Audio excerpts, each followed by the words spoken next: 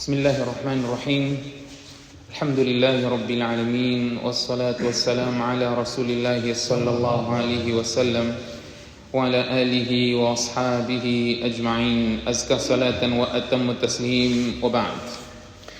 باب الاستنجاء بالحجارة.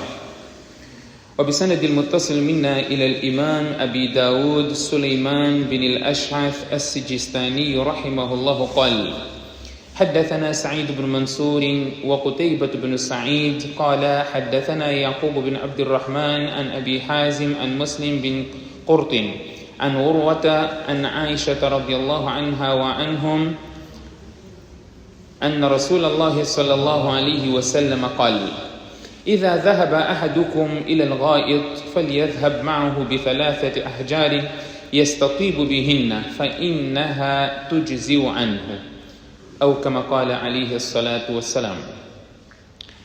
Estimados irmãos, falamos na lição passada os itens, as coisas com as quais são proibidas se usarem para fazer o istinjá.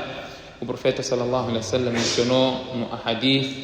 Hoje vamos abordar alguns aspectos que têm até certo ponto a ver com a lição passada e as outras formas que nós podemos nos purificar. Espero que termine este capítulo hoje, para no próximo entrarmos no capítulo relacionado ao siwak ou miswak, e daí em diante vamos andando, falar tipos de água para uso em que o gato bebeu ou o cão colocou a sua língua naquela água, qual é a regra, se pode usar para fazer wudu, por aí em diante. Portanto, tem muito mais coisas por aprendermos. Começando na aula de hoje, falamos como uma das formas de nos purificarmos é usando pedrinhas. Mas este hadith que nós abordamos era a menção de um outro tema em que foi mencionado, o narrador mencionou um hadith relacionado ao uso de pedrinhas como forma de se purificar. Hoje, Imam Abu Daud, na nossa lição de hoje, traz um hadith claro, onde o profeta sallallahu alaihi wasallam incentiva ao uso ou a purificação através de pedras. O profeta sallallahu alaihi wasallam, como nós dissemos, o Islã é uma religião de tahara, de pureza, purificação. Conseguimos imaginar como é que era a purificação no passado sem o uso dessas coisas? Como é que era? Não conseguimos nem sequer imaginar. O profeta sallallahu alaihi wasallam, mesmo em momentos onde há escassez de objetos que possamos usar para nos purificarmos, o profeta sallallahu alaihi wasallam deu alternativa, ou em outras palavras, incentivando ainda para que houvesse a purificação. O hadith de hoje foi narrado por Aisha radiyallahu anha. Ela diz que o apóstolo de Allah sallallahu alaihi wasallam disse: quando algum de vos for para se aliviar, preencher as suas necessidades fisiológicas, que leve consigo 3 pedras para se purificar, para se limpar, pois elas são suficientes. Portanto, neste hadith temos como aplicar o hadith no tempo lá no passado, onde não existiam alternativas para ter como nos purificarmos. Temos que recordar que a água era escasso. Para eles terem água de beber, tinham que percorrer longas distâncias para trazer água, e eles não tinham o papel higiênico que nós hoje temos, e a alternativa era até essas pedras. Mas no deserto, mesmo essas pedras eram raras, escassos para encontrar. Era um local habitado por animais, tinha camelo, tinha bois, tinha ovelhas. A hipótese era a pessoa pegar o esterco ou excremento do animal, excremento seco, para poder se purificar. Mas o profeta sallallahu alaihi wasallam chamou a atenção a isso, que este tipo de objeto ou excremento seco do animal ou osso não pode ser utilizado para se purificar, e o motivo nós falamos na lição passada. E no outro hadith, que foi narrado por Huzaima bin Thabit, relatou que o profeta sallallahu alaihi wasallam foi perguntado acerca da purificação depois da pessoa se aliviar. Então o profeta sallallahu alaihi wasallam, se a pessoa deverá se purificar com 3 pedras que devem estar livres de excremento, quer dizer, essas pedras não podem ter impureza nela, Portanto, Abu Daud depois menciona um outro hadith para falar de uma narração também sobre a mesma corrente de narradores. Voltando no tempo, conforme disse, havia aqui escassez de meios para purificar-se. Quando começou a existir, não é, a possibilidade de mais facilidade da água, de poder se purificar com água, então o profeta sallallahu alaihi wasallam incentivou, e até versículos do Coran foram revelados a elogiar aquelas pessoas que usavam água para se purificar, que já vamos mencionar aqui o hadith. Mas antes, Imam Abu Dawud traz um capítulo que é relacionado à execução da ablução após se aliviar, após preencher as suas necessidades fisiológicas, a questão de fazer o wudu. Será que é obrigatório? Sempre que vamos à retrete, quando eu saio de lá, tenho que fazer o wudu? Mesmo o profeta, nós falamos aqui o hadith, onde o profeta sallallahu alaihi wasallam gostava de recordar Allah subhanahu wa ta'ala constantemente, tendo o wudu. Mas é obrigatório, seja para nós ou para o profeta sallallahu alaihi wasallam, a pessoa tinha que, sempre que saísse da casa de banho, optar em fazer o wudu. Imam Abu Dawud traz o capítulo e o hadith foi narrado também por Aisha radiallahu anha. Ela diz: Bala Rasulullah sallallahu alaihi wasallam, faqama Umar khalfahu bikuzi min ma, faqal ma hada ya Umar, faqal hada ma tatawaddau bihi. قال ما أمرت كلما بلت أن أتوضأ ولو فعلت لكانت سنة. A mãe dos crentes, nossa mãe Aisha radiallahu anha, relata que o profeta sallallahu alaihi wasallam uma vez preencheu as suas necessidades fisiológicas, urinou. E Umar radiallahu anhu trouxe depois água para o profeta sallallahu alaihi wasallam. Esta narração vem, Umar estava de pé atrás do profeta sallallahu alaihi wasallam com um jarro de água. E disse, o profeta sallallahu alaihi wasallam, ao ver Umar com um jarro de água, perguntou: o que é isso, Umar? Então Umar respondeu: é água para fazeres ablução, é água para tu fazeres wudu, ó mensageiro de Allah. Então o profeta sallallahu alaihi wasallam disse: eu não fui ordenado a fazer o wudu a cada vez que urino, e se eu o fizesse, tornar-se-ia um sunnah. As práticas que o profeta não foi ordenado, e se ele fizesse esta ação constantemente, não é, ele próprio diz, iria se tornar um sunnah. Portanto, o profeta sallallahu alaihi wasallam, em outras palavras, recusou de levar esta água para fazer a ablução, não é, com receio para que isso não se tornasse sunnah. Esta é uma explicação. E a outra é que o profeta sallallahu alaihi wasallam quis mostrar que não há esta obrigatoriedade, sempre que a pessoa se aliviar, ter que imediatamente fazer o wudu. Mas se a pessoa quiser fazer para ficar constantemente com o wudu, ou fazer o wudu já à espera do próximo salah, portanto não há nenhum problema, ele também é recompensado quanto a isso. Aqui a pretensão do profeta sallallahu alaihi wasallam era de não dificultar, conforme o fim deste hadith diz: وَلَوْ فَعَلْتُ لَكَانَتْ سُنَّةً. Se eu fizesse, iria se tornar como um sunnah, uma prática reiterada. Não era o que o profeta sallallahu alaihi wasallam pretendia fazer. E nós devemos ver as coisas difíceis para o ummah, o profeta sallallahu alaihi wasallam sempre evitou. Quando nós estivemos a falar o hadith aqui de Miswak, nós vamos encontrar narrações do profeta, tem um certo desejo, mas ele recua, porque o receio é de dificultar as pessoas. Por isso diz: لَوْلَا أَنْ أَشُقَّ عَلَى النَّاسِ لَوْلَا أَنْ أَشُقَّ عَلَى أُمَّتِي. Se não fosse pelo receio de dificultar, fazer com que isso se tornasse um fardo para as pessoas, eu ordenaria o siwak para todos os salatos. Eu ordenaria que o salat al-Isha fosse retardado para a última hora para fazer o Isha. Mas era o receio que o profeta sallallahu alaihi wasallam teve de dificultar as pessoas e não instituiu esta prática.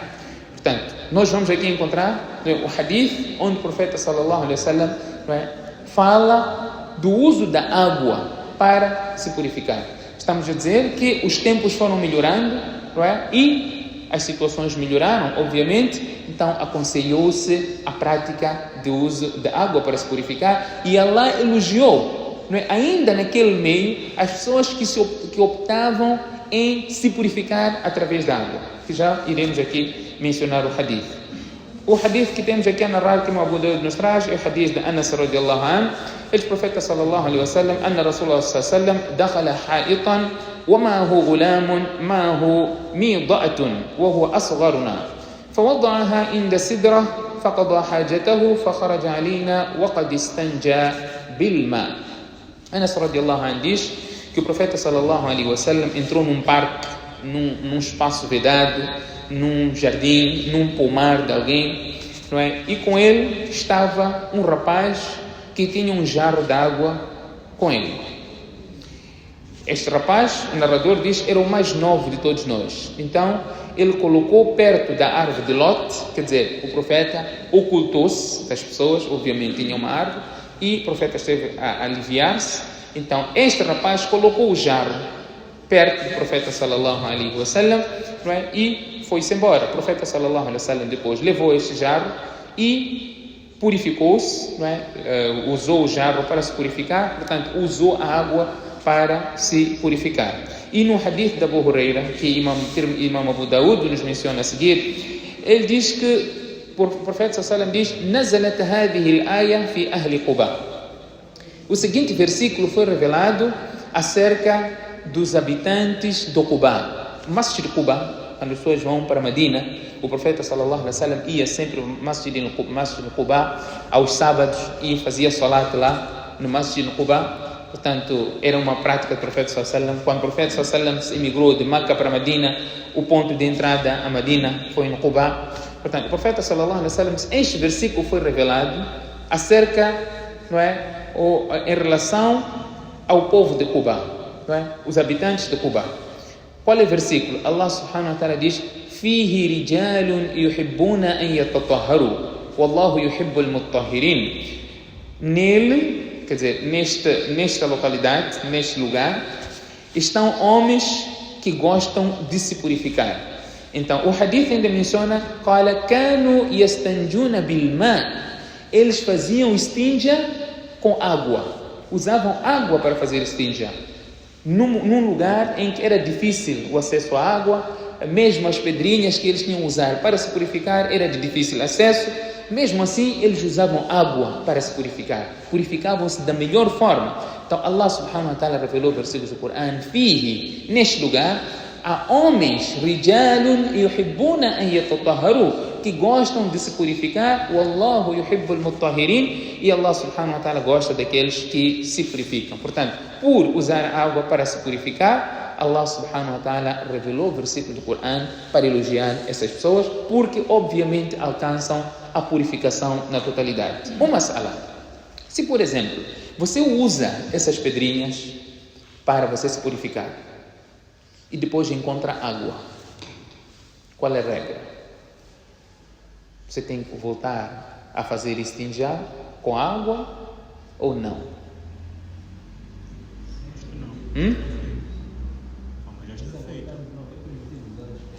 Então, mesmo tendo água, está bem, estou a falar, você agora encontrou água. Não quero acho, você faria o quê? Fala com certeza. Está feito. Sim?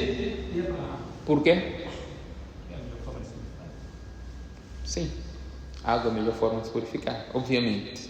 Mas, se você não optar pela água, não é necessário você ter que repetir o istinja.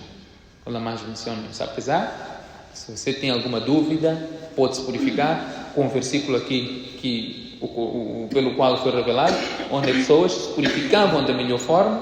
Então, você pode, mas quem não optar por isso, não compromete a sua purificação. Este é um assunto. Segundo assunto é o uso de papel higiênico. Qual é a regra? Papel higiênico purifica? Sim. Purifica. Purifica? Sim. Papel higiênico. Tem que usar muito. E pedrinhas. Olha, aqui você não pode vir agora, eu quero praticar sunnah. Vai aqui na vem com as tuas pedrinhas aqui no bolso, para casa, vai no masjid e começa a usar pedrinha. Não. Estamos aqui a dizer, em situação em que não havia, e você estiver numa situação em que não há outra alternativa, você pode se purificar desta forma para não ficar sem se purificar. Portanto, hoje temos essas alternativas, até temos água, portanto, usa-se água. Não tem papel higiênico, usa papel higiênico, desde que se alcance há purificação. Até papel higiênico e pedrinha, qual é que purifica mais? Qual é que limpa mais? Papel higiênico. Hoje, até facilitado a certos lugares em que não tem acesso a uma caneca, molha o papel higiênico, não é? E pode-se purificar desta maneira. O Islã é uma religião, subhanallah, de purificação a tempo todo. Vamos ver aqui uma prática do profeta sallallahu alaihi wasallam em circunstâncias similares.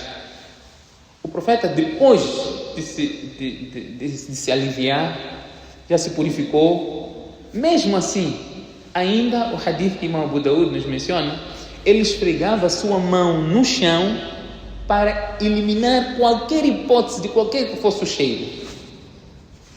Hoje nós temos o quê para eliminar isso? Sabonete.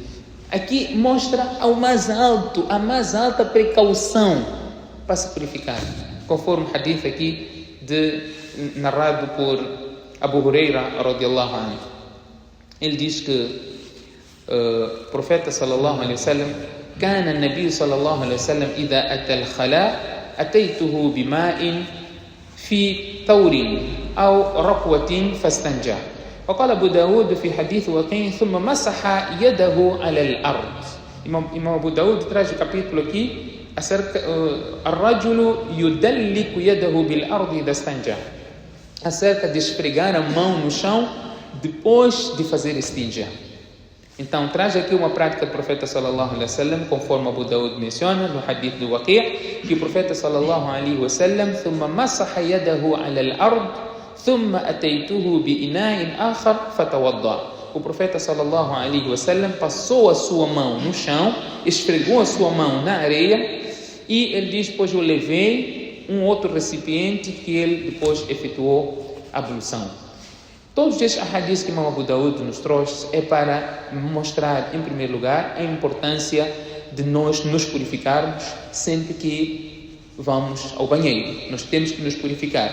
E os hadiths que ele trouxe era mais uma vez para mostrar a prática do profeta sallallahu alaihi wasallam, o incentivo do Islã quanto à purificação. E vamos até voltar nos primórdios do Islã. Os primeiros versículos que o profeta sallallahu alaihi wasallam recebeu como revelação era também a purificação, a higiene. Qual é o versículo que faz alusão a isso? Ya ayyuhal muddathir qum fa'anzir wa rabbaka fakabbir wa thiyabaka fatahhir. Purifica a tua roupa. Em toda circunstância, purificação, higiene.